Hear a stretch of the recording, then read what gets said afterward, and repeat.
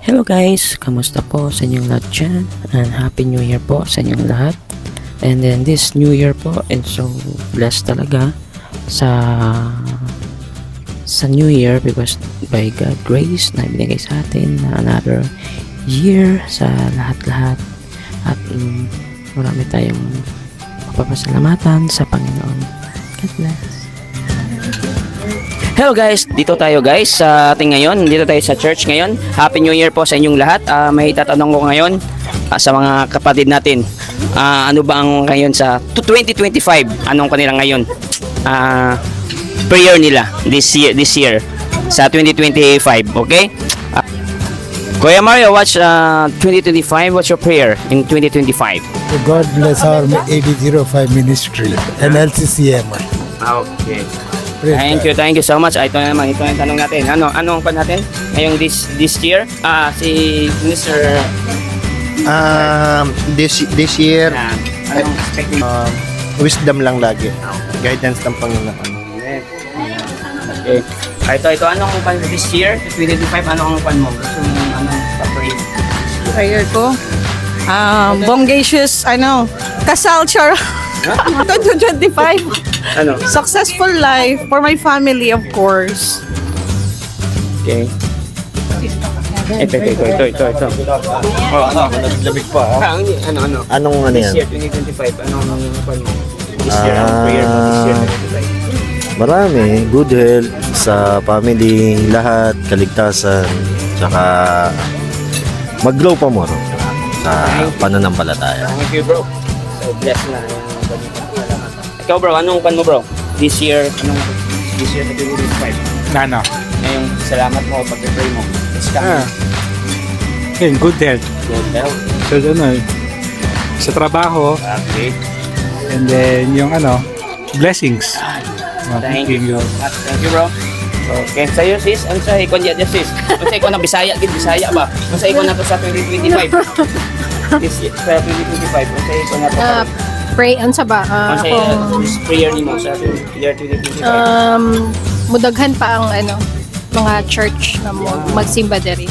Marami church. Yeah, mga souls, we can win more souls and especially sa Saturday. Thank you so much. Sa'yo, bro. Ano, bro? This year, prayer.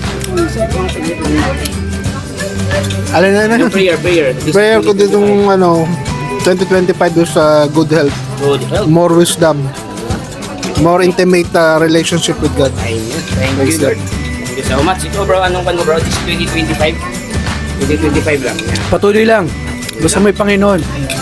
Walang imposible. Amen. Ibang panil talaga. Ito, sa'yo, sis, anong pan mo, sis? This year, 2025, prayer mo.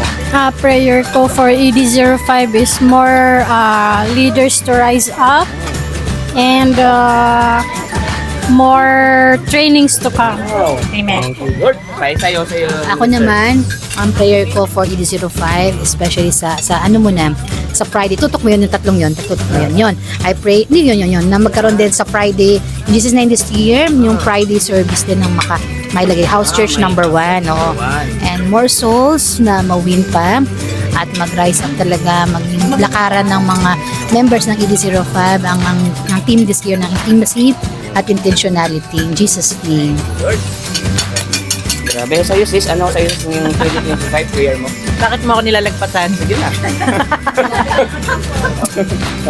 Sis, Ano ulit? yung prayer mo sa 2025? Can you make it translate in English, please? This 2025, what's your prayer? Okay. I'm praying na lahat ng hindi pa nakakakilala sa Panginoon sa workplace ko ay makapatanggap.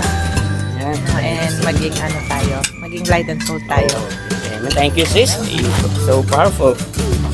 Sa'yo, sis, anong panyo, sis, sa yung prayer mo this year?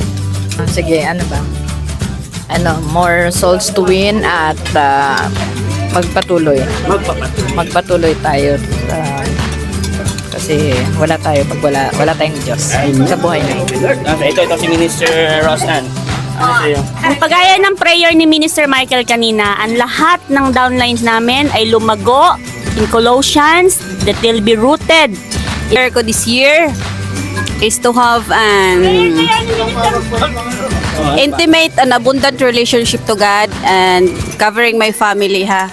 Good health. Ayun po. Thank you. Sa'yo buntis. Sa'yo buntis. My prayer this 2025. First, protection sa pregnancy ko, safe delivery sa amin ni baby, sa kay Bella, kay Bryce, sa buong pamilya namin, at makakilala, makakonect ang aming buong family, makapag-ministry kami, makakonect sila sa church doon, sa Panginoon, at favor sa aming mga trabaho, provision. Ay, ito, si Pastor, Pastor Mike.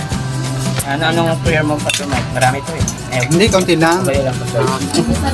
Hindi, sa akin talaga yung napakaganda yung ano natin yung intimacy at saka intentionality. Oo. Talaga yung kasi hindi tayo mag-grow bilang mananampalataya kung wala tayong intention, kung hindi check na rin lang natin yung intention ng Panginoon sa atin.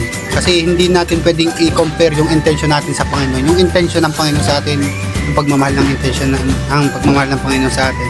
Ngayon, ang pray ko ngayon 2025 is yung maipakita rin at maibahagi yung grasya ng Panginoon, yung to share His word, lalo na sa mga lost soul, lalo na sa mga training, in Jesus name, lahat tayong mag-grow sabay-sabay. In Jesus name.